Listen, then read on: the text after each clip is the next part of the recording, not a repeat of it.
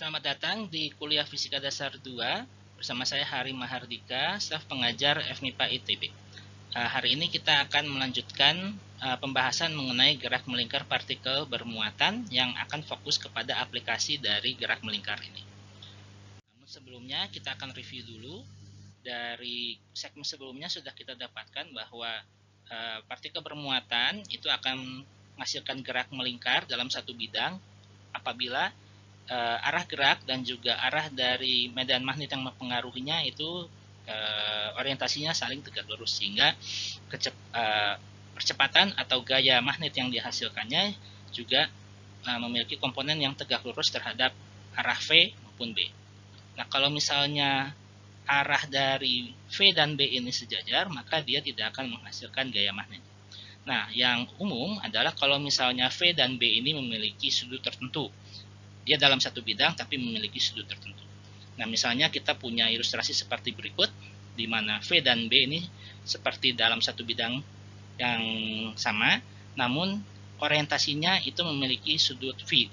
Nah, artinya di sini kita akan memiliki komponen kecepatan yang sejajar arah medan magnet, di mana kita sebut sebagai V sejajar, sama dengan V cos V, dan V yang arahnya tegak lurus terhadap arah B yang dirumuskan sebagai V sinus V. Nah, di sini bisa kita lihat atau bisa dari sini, dan juga kita ingat ada aturan tangan kanan pertama yang sudah kita pelajari di segmen sebelumnya, akan menghasilkan gerak partikel bermuatan yang berbentuk spiral. Ya, jadi akibat adanya sudut di sini akan menghasilkan lintasan melingkar, namun juga ada gaya angkat. Nah, perbedaan antara satu lintasan lingkaran satu dengan yang lainnya ini kita sebut sebagai jarak A, yang nanti akan bisa kita hitung menggunakan frekuensi putar dan juga jari-jari dari lintasan tersebut. Nah, bisa kita lihat di sini bahwa gaya angkat di sini itu dipengaruhi oleh komponen V sejajarnya, sedangkan V yang tegak lurusnya ini justru akan mempengaruhi nanti gerak melingkarnya. Oke, jadi ini yang akan kita dapatkan apabila V dan B itu memiliki sudut.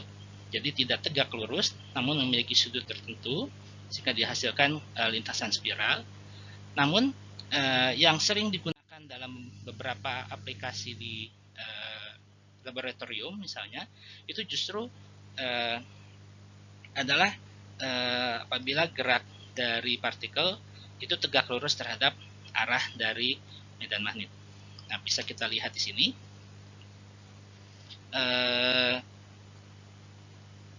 beberapa aplikasi dari gerak melingkar partikel bermuatan yang umum digunakan. Itu pertama adalah sektor kecepatan. Jadi alat ini pada dasarnya mengukur kecepatan dari suatu partikel tertentu. Ya, misalnya dari satu hasil percobaan tumbukan partikel, itu ingin kita ketahui berapa kecepatan dari partikel yang hasil dari tumbukan tersebut. Nah, biasanya yang akan dilakukan adalah partikel nanti akan diberi medan magnet dan medan listrik yang kuat, sehingga gaya yang dihasilkan dari pengaruh medan magnet dan listrik tersebut akan saling menghilangkan, sehingga nanti yang tersisa adalah komponen kecepatannya. Dan dari situlah bisa kita hitung berapa kecepatan dari partikel yang dihasilkan dari tumbukan tersebut. Nah, aplikasi yang kedua yang sering digunakan adalah spektrometer massa. Spektrometer massa adalah sebuah alat yang dapat mengukur unsur-unsur penyusun dari suatu sampel, di mana nanti akan dicirikan berdasarkan massa dari unsur-unsur yang menjadi pembentuk sampel tersebut. Dan dari mana massa ini diukur? Massa ini diukur dari beda jari-jari lintasan yang dibentuk oleh partikel. Jadi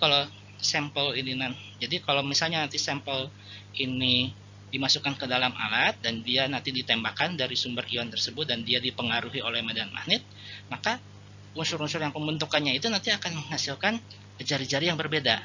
Nah, sehingga nanti akan dihasilkan grafik yang ada di sebelah kanan ini, yaitu sebuah sampel misalnya memiliki kandungan unsur yang memiliki massa 20 dengan kelimpahan yang paling besar, disusul oleh massa yang memiliki nomor massa 22 dan juga disusul oleh massa yang memiliki unsur yang memiliki nomor massa 21 dan nah, bagaimana ini dirumuskan? Ini dirumuskan dari persamaan periode dan juga frekuensi yang sudah kita dapatkan di segmen sebelumnya, kemudian nanti ditransformasikan, kemudian nanti diturunkan ke dalam bentuk massa dari partikel tersebut.